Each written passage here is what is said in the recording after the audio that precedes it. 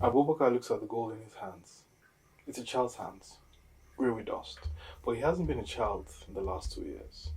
A fine grey cloud of dust hangs in the air. The heat of the sun is intense today. It's intense every day these days. The bad men are resting under a tree, watching us. They're always watching us, so we don't steal their precious stones. These damn stones. But with the hunger he feels at the moment, he doesn't give a damn about the gold stone. They told me the dust is gold and worth a lot of money, but it's food I need right now. My lungs feel heavy, like I've inhaled all the dust in this damn place. Every time I strike the rocks, grey powder rises. It's on my skin, in my hair, in the water I drink. They say it's lead poisoning and it will eventually kill us. That's if I die of hunger first. I'm 12 years old, but I feel 100, and I don't go to school anymore. The men with the guns, the bandits, they say Nigeria forgot us, so they own us now. I dig for the gold that buys their bullets. Sometimes I just stop and look at my hands. They're shaking again. Is this what it means to be in Nigeria? Or am I just digging a grave for a country that doesn't know I'm here? Emeka wipes sweat away from his face in this humid swampy forest. There are black oil smudges where his arm touches his face. The air is thick with soot, and a heavy black cloud blocks the sun. A crude metal oven glows with fire. The water, or what was once water, is now a dark oily sludge. It reminds Emeka when he used to go diving with the dolphins and look into the blackness of the sea. The dolphins are long gone now, but he's still here. The only blackness he sees is the sludge, and it's everywhere. He remembers when this river swam with fish, and they only have fire and smoke. Wondering how to get the oil off his face, Emeka thinks to himself, I am 50 years old. I should be a grandfather relaxing at home. Instead, I'm a ghost in the creeks. I cook the illegal oil, I tap the pipes, I boil the crude, and I pray fire doesn't get me today. The soot is everywhere. It's in my spit, in my piss, in my eyes.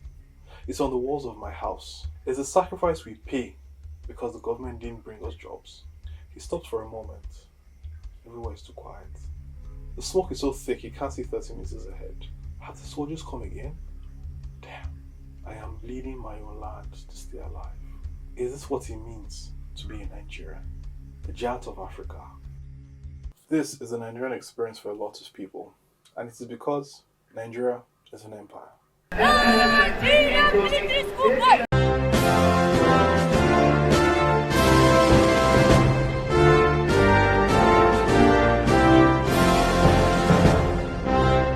Order! Order! Dismiss! And before you hiss and skip this video, give me a couple of minutes to explain my points. Because if Nigeria is an empire, then corruption, insecurity, and poverty, they're not accidents, they're symptoms. When most Africans think of empire, they usually think of this: old white guys in wigs, red coats, and hunter hats, stealing resources and drawing random lines on maps. We think of conquest. That's old school empire.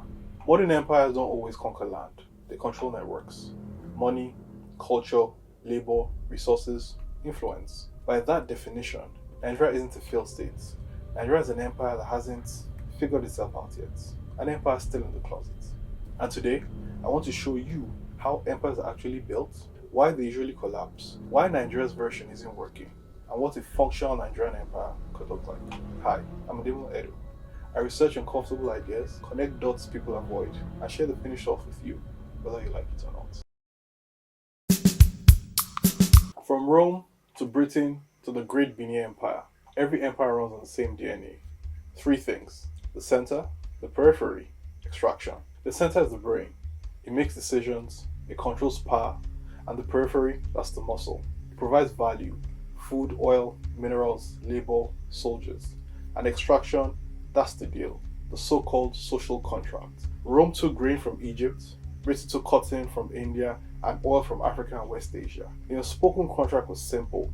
We take your resources, but we give you security, order, and opportunity. That's how empires survive. In Nigeria, that social contract is broken. Oil comes from Niger Delta, gold comes from Zamfara, food comes from Benin and Kaduna, but insecurity, poverty, and neglect, they still remain. That's not mismanagement. That's a failed imperial transaction.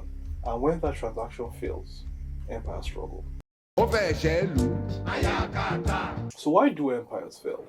Empires don't collapse because of enemies outside, and Nigeria has a lot of enemies outside, like all empires. Empires collapse when the periphery stops believing in the center, when people who produce value feel cheated, ignored, or disposable. And at that point, they do one of two things. They either exit, migration, brain drain, IGGB life, or they revolt. You have militancy, separatism, banditry, the Biafra dictation, Niger Delta militancy, banditry in the northwest, secessionist movements offline and online. These aren't random problems. They're classic symptoms of an empire losing legitimacy. To understand why Nigerians suffer, you have to understand how Nigeria was formed. In 1914, the British didn't build a nation, they built a business. And what's the smartest way to manage a hostile takeover? You make sure the workers fight each other, not management, not Oga. Divide and rule while pulling puppet strings from the shadows. Different legal systems, different religions, artificial borders. A structure designed to extract value, not build unity. A structure built to work against itself. And long after the British left, Western systems continue to reward fragmentation. Weak states are easier to influence than unified ones. Nigeria inherited a country that was designed to crack under pressure, yet somehow, Nigeria survived. Nigerians love to believe our problems are special. They're not. In the 1800s, Germany wasn't a country. It was dozens of warring kingdoms, very much like Nigeria today, fighting themselves. So how did they become a superpower? They built a national myth, a story of what it meant to be German. Then they used infrastructure to force unity. Railways and a solid road network made it cheaper to trade with another German than with a foreigner. Movement created identity. That Arewa boy in his white Honda. Infrastructure should make it easier for him to visit his Igbo babe in the east, not harder than leaving the country.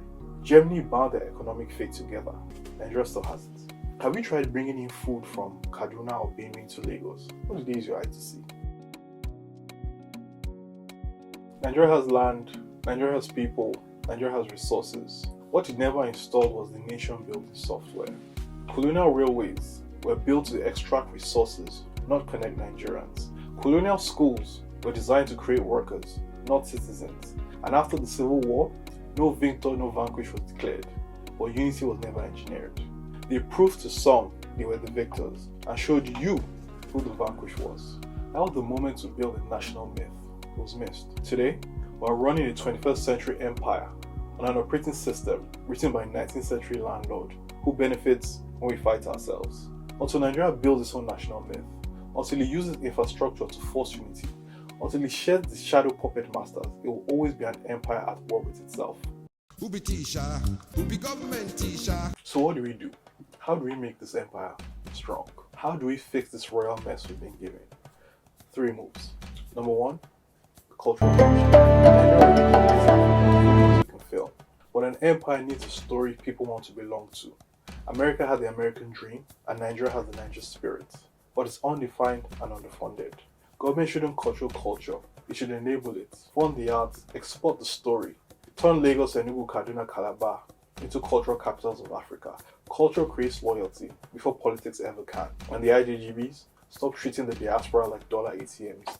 These are Nigerians who went to conquer foreign systems. Give them structured voting rights. Create guarded tax-smart investment zones.